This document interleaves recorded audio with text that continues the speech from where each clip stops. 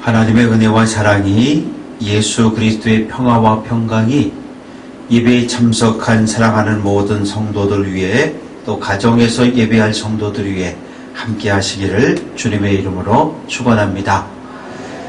세례 요한은 예수님보다 6개월 먼저 태어났습니다. 예수님 오시는 길을 예비하는 자로 살았고, 광야에서 오실 메시아를 외치는 사람으로 살았습니다. 세례 요한을 따르는 많은 제자들이 있었어요. 그런데 어느 날 세례 요한이 예수님이 이렇게 걸어오는 모습을 보고, 요한복음 1장 35절, 보라, 하나님의 어린 양이다 외칩니다. 그때 세례 요한을 따랐던 제자들 가운데 안드레와 요한이 예수님을 따라갑니다. 그러니까 예수님의 제자가 된 거죠. 세례 요한의 제자에서 예수님의 제자로 바뀝니다. 요한이 말합니다. 요한복음 1장 41절, 우리가 메시아를 만났다. 요한은 예수님을 메시아, 이 유대를 로마의 식민 통치에서 해방시켜줄 유대의 왕으로 알고 예수님을 따라갔습니다. 그랬던 예수님이 십자가에 못 박혔습니다. 요한을 부릅니다. 요한아, 어머니 마리아를 부탁하마. 그때부터 요한이 어머니 마리아를 모셨어요.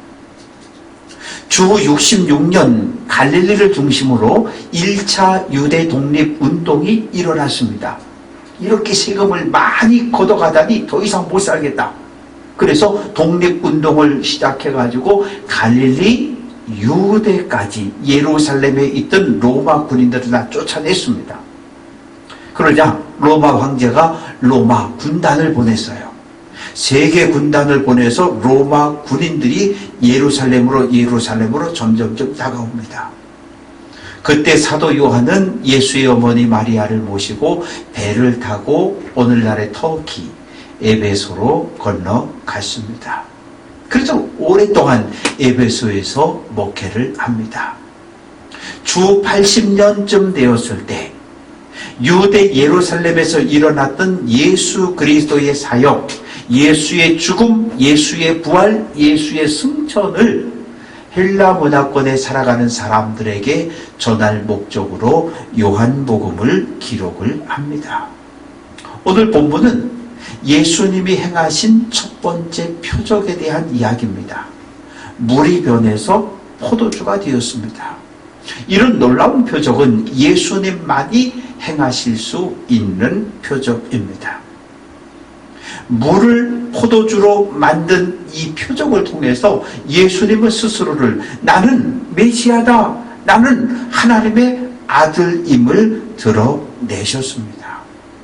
예수님 귀신을 내쫓습니다. 그리고 7병이요 5병이어의 기적을 통해 수천 명의 사람을 먹이십니다.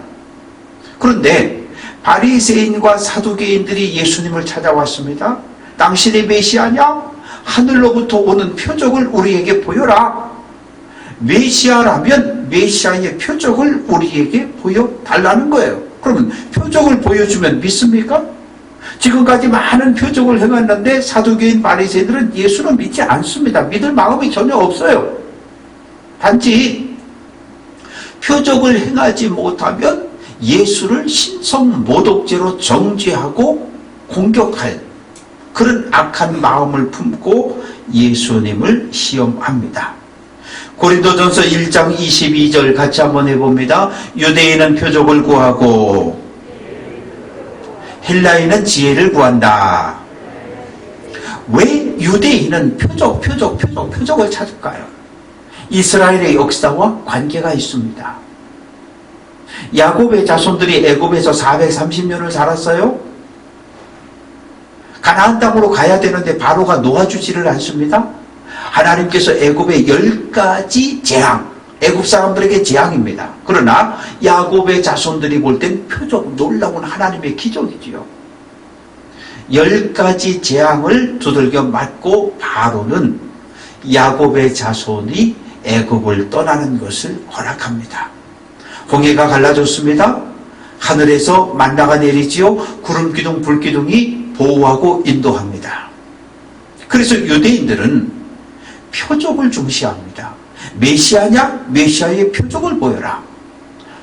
선지자냐? 선지자의 표적을 보여라. 예수님의 마음을 믿을 마음이 없이 그냥 예수님을 시험할 목적으로 계속해서 표적을 요구합니다.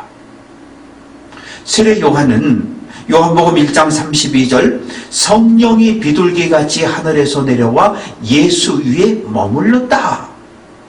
세례 요한이 봤어요. 성령이 비둘기같이 예수 위에 내려와 예수에게 머물렀다. 머물렀다라고 하는 것은 이 안에 임재했다. 성령의 기름 부음을 받았다. 그런 뜻입니다. 예수님이 세례를 받고 성령의 기름 부음을 받고 이제 유대 땅을 떠나서 갈릴리로 가려고 집을 나섭니다. 그런데 빌립을 만났어요. 요한복음 1장 43절 나를 따르라 그랬더니 빌립이 예수의 제자가 되어 예수를 따라옵니다. 그리고 사흘이 지났습니다. 이제 오늘 요한복음 2장이지요. 갈릴리 가나의 결혼 예식이 열렸습니다. 가나는 나다나엘의 고향이기도 하고 이 나사렛에서 동북쪽으로 8km 떨어진 아주 작은 마을입니다. 그런데 그 결혼식에 예수님도 초청을 받고 제자들도 함께 초청을 받았어요. 그래서 결혼식에 갔습니다. 어머니 마리아는 미리 오셔서 잔치를 도와주고 있습니다. 혼인은 일륜지 대사라고 말합니다. 유대인들에게 있어 결혼 예식은 가장 거룩하고 중요한 예식입니다. 그런데 결혼식 하기 1년 전에 약혼을 먼저 합니다. 신랑 아버지와 신부 아버지가 만나서 약혼 계약서를 씁니다. 그리고 거기 서명을 하는 거죠. 그러면 신랑 아버지가 사돈 신부 아버지에게 선물, 보석을 주기도 하고 현찰을 주기도 하고 그리고 신부를 사오는 거거든요. 그래서 신부의 몸값을 지불하는 거예요. 그러면 친정 아버지는 신부의 몸값 중에서 일부를 떼어서 딸에게 주는 겁니다. 약혼식이 체결됐습니다. 그러면 신랑이 신부에게 포도주를 따라줍니다. 신부가 포도주를 마시고 깨끗한 물로 몸을 씻는 것으로 약혼식은 끝납니다. 약혼했다. 이것은 법적으로 부부가 되었다는 말입니다. 그리고 1년이 지나면 신랑의 아버지가 결혼식 날짜를 잡습니다. 그러면 신랑은 결혼식을 앞두고 안식일에 회당에 들어가서 회중들이 모인 데서 율법을 낭독합니다. 율법을 낭독하고 나면 회중들이 주머니에서 사탕을 꺼내서 던져주는 거예요. 왜 사탕입니까? 사탕은 달달하잖아요. 이 사탕처럼 달콤하고 행복한 결혼 생활이 되기를 바란다. 그런 의미입니다.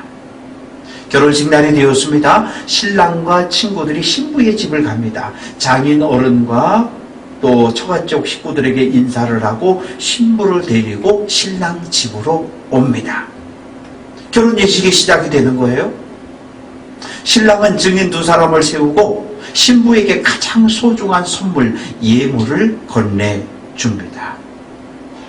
결혼 서약을 하고 결혼식이 끝나면 신랑과 신부가 걸어서 나갑니다. 그런데 걸어 나가는 그곳에 유리잔, 포도주잔을 떨어뜨려 깨뜨려 놓습니다.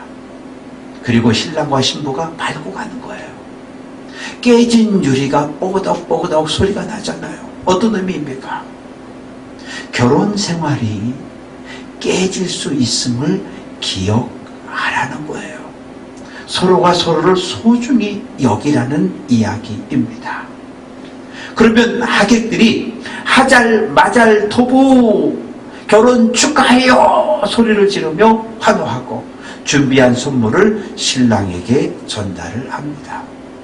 그러면 그때부터 매일 저녁이 되면 축제가 열려지는 거예요. 결혼식 잔치는 7일 동안 계속 되어집니다. 계속 음식을 준비하고 계속 포도주를 내가고 춤을 추고 음악이 있고 일주일 그렇게 지내는 거예요. 하루 지나고 이틀 지났습니다. 그런데 문제가 생겼어요. 3절 포도주가 떨어졌다. 떨어졌다는 것은 조금 남았다가 아니라 완전히 동이 났다는 이야기예요. 세상에 결혼식 잔치에 포도주가 떨어지면 신랑과 그 집안은 비난과 조롱을 받게 됩니다. 주방에서 일하고 있던 마리아가 포도주가 떨어진 걸 알았어요. 그래서 예수님을 찾아갑니다. 그런데 마리아는 예수님에게 성령이 임한 것을 몰라요. 예수님이 단 한 번도 어머니 앞에서 표적과 기적을 행한 적이 없습니다. 그런데 마리아에겐 하나의 믿음이 있어요. 우리 아들 예수는 특별한 사람, 하나님의 은혜를 입은 사람이라고 하는 거예요. 아기를 임신했을 때, 아기를 출산할 때 하나님의 천사가 나타났잖아요. 목자들이 달려왔잖아요. 7일 지나서 할례를 받고, 그리고 예루살렘 성전에 올라갔을 때 시므온과 안나가 예수를 안고 하나님 앞에 축복하며 기도한 것을 다 마음에 새겨두었어요. 우리 아들 예수에게 이 문제를 가지고 가면 예수님이 이 포도주의 문제를 해결해 줄 거라고 하는 그런 믿음이 이 마리아에게 있었습니다. 아니, 그런데 사실은 그렇잖아요. 포도주가 떨어졌으면 신랑 아버지를 찾아가든지 연회장을 찾아가면 되는 거예요. 신랑 아버지에게 찾아가서 어떻게 포도주가 떨어졌는데 어떻게 할 거냐? 연회를 총 책임진 사람이 연회장이니까, 연회장님 포도주가 떨어졌는데 어떻게 하면 좋겠습니까? 그런데 마리아는 예수님을 찾아갑니다. 여기서 포도주는 우리가 생각하는 포도주, 와인과 달라요. 이 유대 땅은 땅이 좋지 않아요. 석회석지대입니다. 그런데 물이 좋지 않아요. 그 물을 그냥 마실 수가 없어요. 그러니 포도주를 담그고 그 포도주를 큰 항아리나 그릇에 넣고 물을 3대1, 5대1로 섞어서 희석한 포도 음료를 만드는 겁니다. 그리고 그것을 물 대신 그냥 이렇게 식수로 사용을 하는 거예요. 결혼식은 동네잔치입니다. 결혼식 날짜가 정해졌습니다. 사람을 보냅니다. 며칠 날 결혼식이 있는데 오시겠습니까? 안 오겠습니까? 물어서 정확하게 인원을 체크합니다. 그리고 인원수에 맞춰서 포도주를 넉넉하게 담갔는데, 그런데 포도주가 떨어질 거예요. 사랑하는 성도 여러분, 교회는 잔치집입니다. 예수님을 신랑으로 모신 결혼식집입니다. 우리 모두는 예수님의 신부이면서 동시에 결혼식에 초청을 받은 하객들입니다.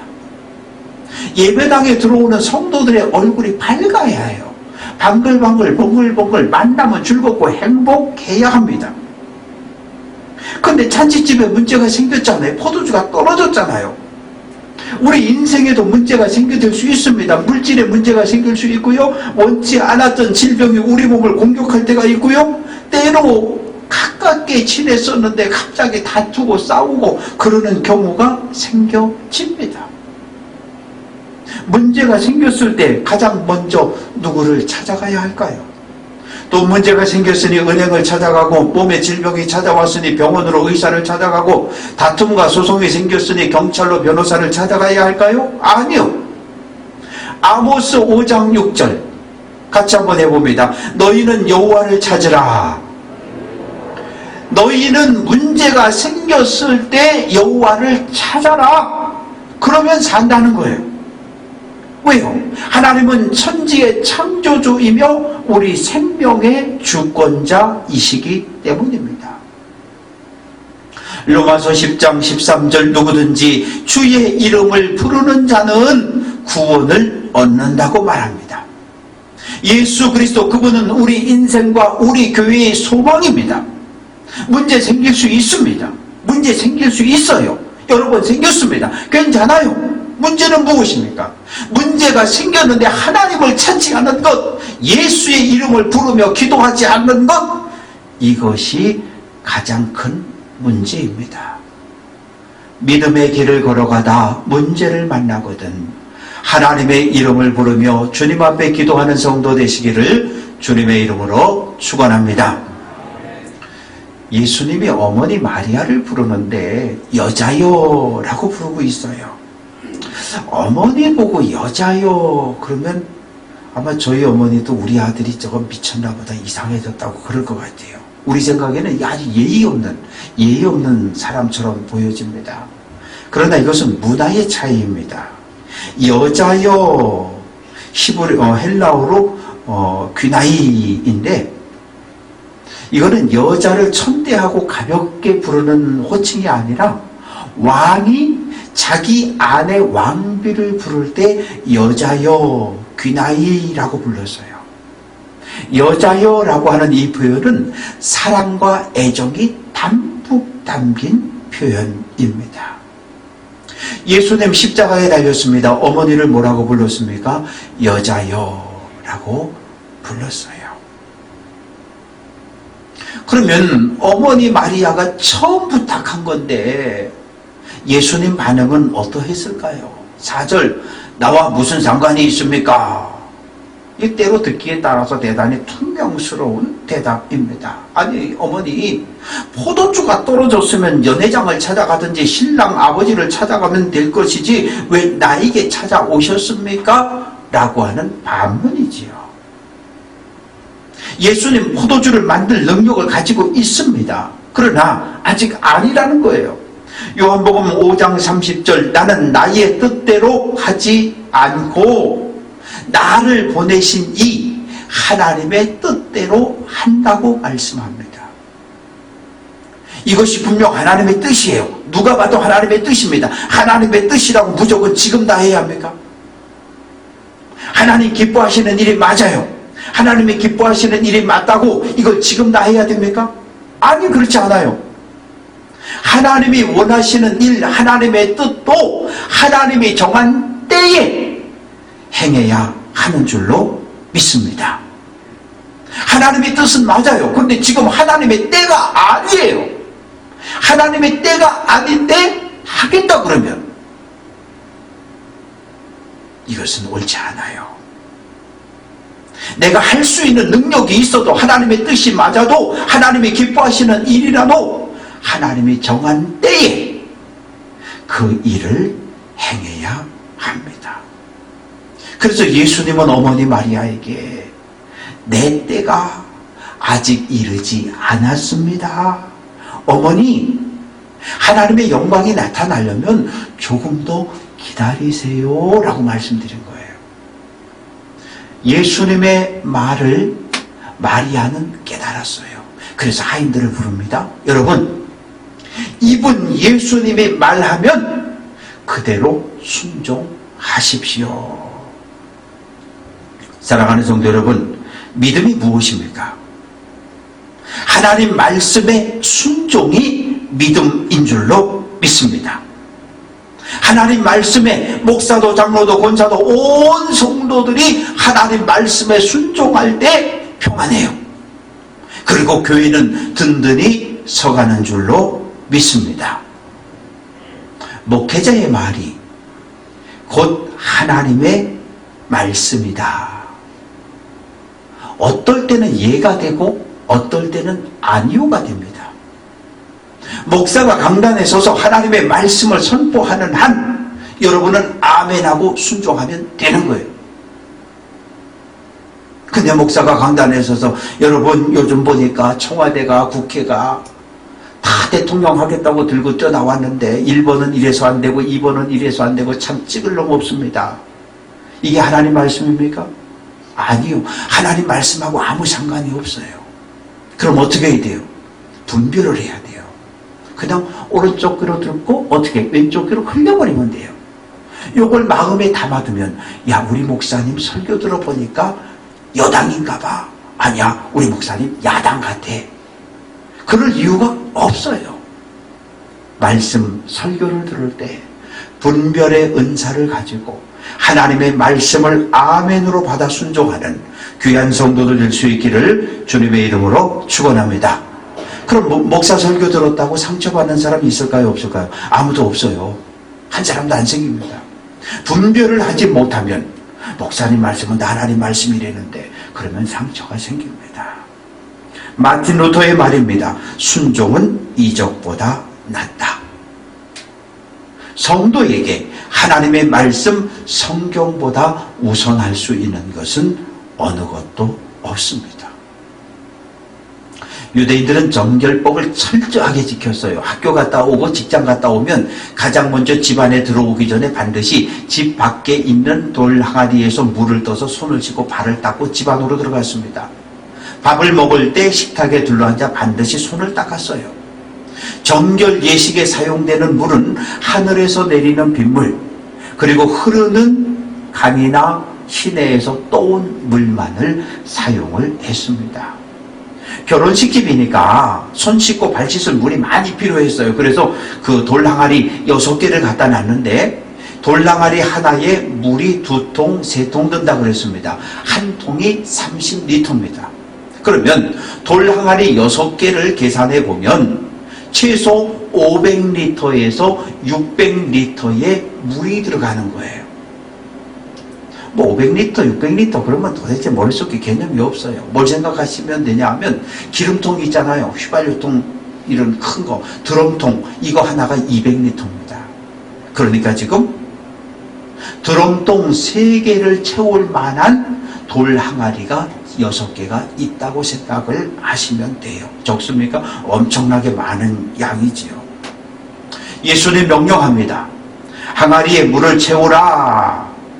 그런데 종은 주인의 말에 절대 순종하는 존재입니다. 그러나 하인은 달라요. 하인은 품삯을 받기로 하고 와서 일을 도와주는 사람입니다. 예수님 만난 적이 있습니까? 아니, 오늘 처음 만났어요. 처음 만나는데 아니 지가 신랑 아버지도 아니고 연회장도 아니고 왜 우리 보고 물을 채우라 말하고 그래? 기분이 나빠질 수 있잖아요. 아니 선생님, 포도주가 떨어졌다는데 왜 돌 항아리에 물은 갖다 채우라 그럽니까? 물어볼 수 있잖아요. 그런데 하인들은 토달지 않고 순종합니다. 아귀까지, 꼭대기까지 꽉 채웠어요. 이제는 떠서 연회장에게 갖다 주시오. 그러니 하인 하나가 물을 떠서 연회장에게 가져다 줍니다. 그런데 연회장이 마셨어요.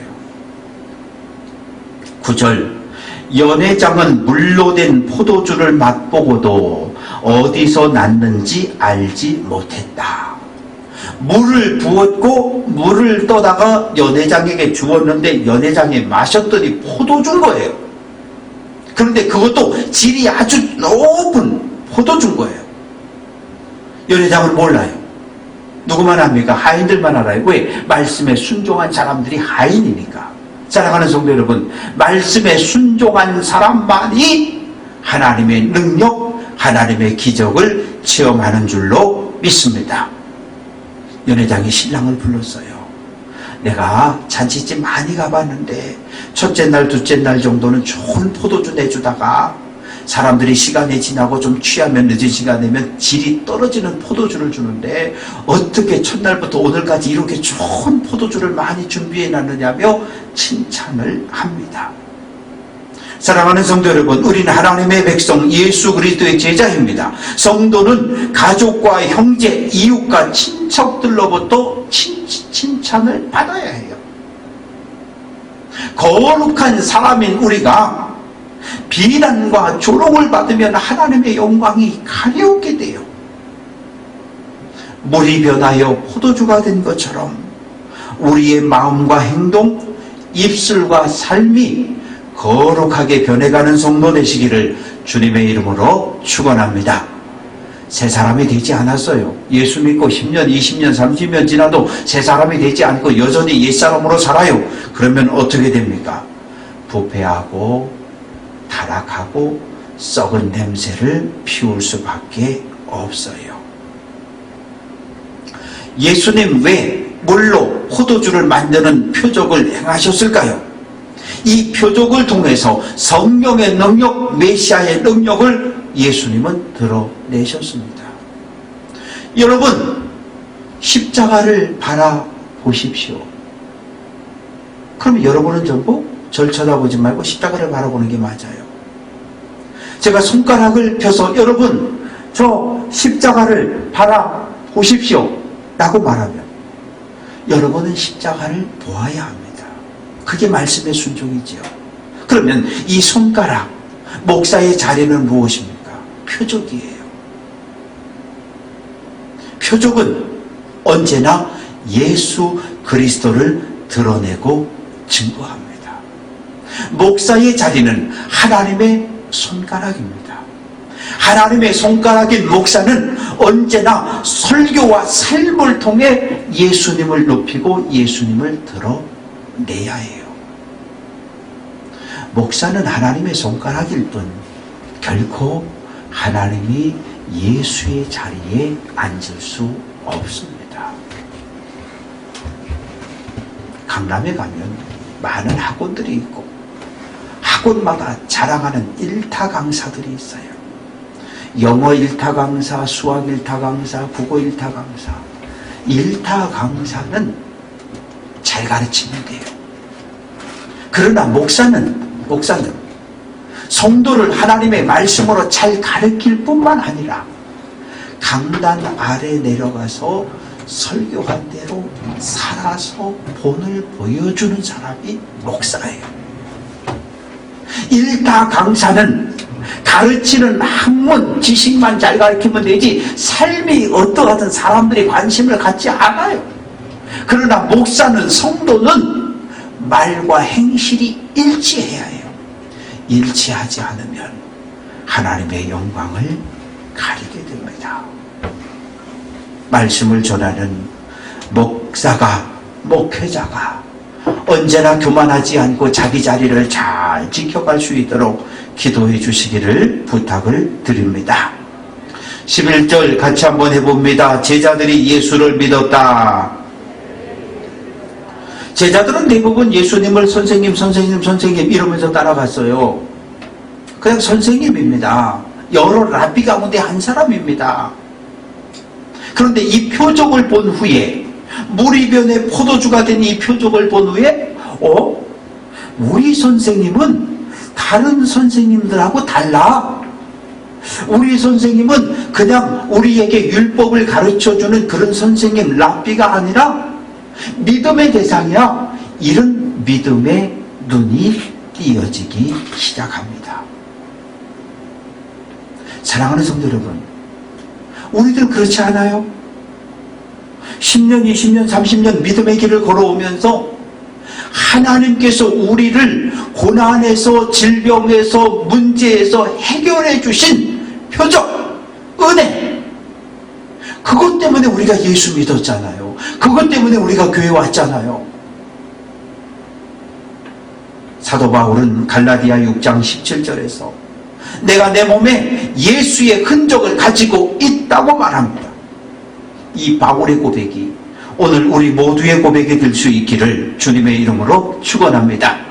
하나님 치유의 손길, 하나님께서 문제를 해결해 주셨던 이 귀한 표적들을 마음에 소중히 여기고 말과 삶을 통해 예수 그리스도를 드러내는 복음의 증인들 다 되시기를 주님의 이름으로 축원합니다.